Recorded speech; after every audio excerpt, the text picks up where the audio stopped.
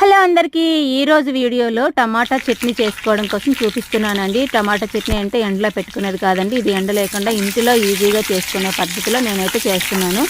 నేనైతే దోశ కోసం చేసుకుంటున్నాను. దానికోసం ఒక బాండీ పెట్టుకొని అందులో అయితే కొంచెం ధనియాలు, వెల్లుల్లి రెబ్బలు, అలాగే పండు మిరపకాయలు వేసుకొని వేయించుకున్న తర్వాత కొంచెం జీలకర్ర యాడ్ చేసుకొని వేయించుకోవాలి. అవి వేగుతున్నప్పుడు చక్కగా ముందుగా కట్ చేసుకొని ఉంచుకున్న టమాటా ముక్కలను అయితే యాడ్ చేసుకోవాలండి. టమాటా ముక్కలు వేసిన తర్వాత కలుపుతో మూత పెడితే మగ్గబెట్టుకోవాలి. ఆ మగ్గుతున్నప్పుడు అయితే చింతపండు అయితే నేను తీసుకుంటున్నాను.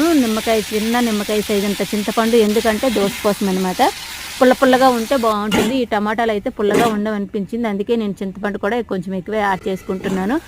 చింతపండు వేసిన తర్వాత మూత పెట్టుకొని అలాగే సిమ్ ఫ్లేమ్లో మగ్గపెట్టుకోవాలి. మగ్గపెట్టుకునేటప్పుడే మనకి టేస్ట్కి తగ్గట్టు సాల్ట్ కూడా యాడ్ చేసుకోవాలి.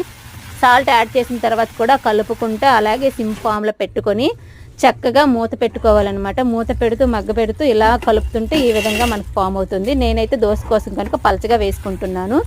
మీరు రైస్ కోసం ఏమైనా చట్నీ చేసుకున్నట్లయితే మరి కొంచెం సేపు ఉంచాలండి. ఇప్పుడు ఇందులో జ్యూసీగా ఉంది కదా, ఇలా ఉండకూడదు.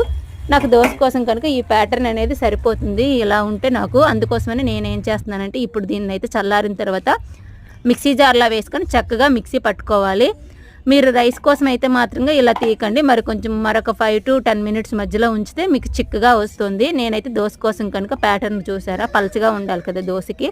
సో నేను దోశ కోసం చట్నీ కనుక ఈ విధంగా చూసుకుంటున్నాను అనమాట. వాటర్ అయితే యాడ్ చేయకూడదండి. వాటర్ యాడ్ చేస్తే చట్నీ అనేది వెంటనే స్మెల్ వచ్చేస్తుంది, పాడైపోతుంది. సో వాటర్ యాడ్ చేయకుండా ఈ విధంగా ఉంచుకుంటే చక్కగా ఉంటుంది. నేనైతే దోశ కోసం కనుక వాటర్ అయితే కొంచెం జ్యూసీగా ఉండేటప్పుడు దించేసాను. మీరు రైస్ కోసం అయితే థిక్గా చేసుకుంటే 1 week ఉంటుందండి, బయట కూడా స్మెల్ రాకుండా. ఇప్పుడైతే ఆ పోపు కోసం అయితే ఒక కళాయి పెట్టుకుని అందులో ఆయిల్ అయితే వేసుకుంటున్నాను. ఆయిల్ అయితే కొంచెం ఎక్కువే ఉండాలండి, చట్నీ కదా పైన తేలాలి.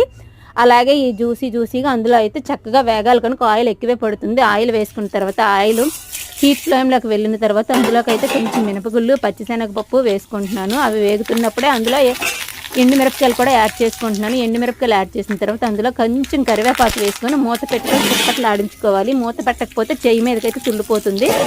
ఇప్పుడైతే చక్కగా ఇందులో కొంచెం నేను సాల్ట్ అయితే యాడ్ చేసుకుంటున్నానండి, ఎందుకంటే ఈ మిరపకాయల చట్నీలో తింటే చాలా బాగుంటాయి, కారంగా ఉండడం కోసం అనమాట. సో ఆ కారం తగ్గొట్టాలి అనుకుంటే మనం ఇక్కడ సాల్ట్ అయితే యాడ్ చేసుకుంటున్నాను. ఇప్పుడు యాడ్ చేసుకున్న తర్వాత ముందు ఏదైతే ప్యాటర్న్ ఉందో అది ఇందులో వేసుకొని మూత పెట్టుకొని మగ్గబెట్టుకుంటే సరిపోతుందండి. మధ్యలో కలుపుకుంటే చాలా బాగుంటుంది.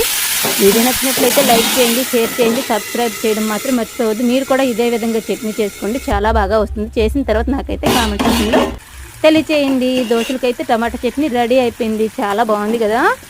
బాయ్.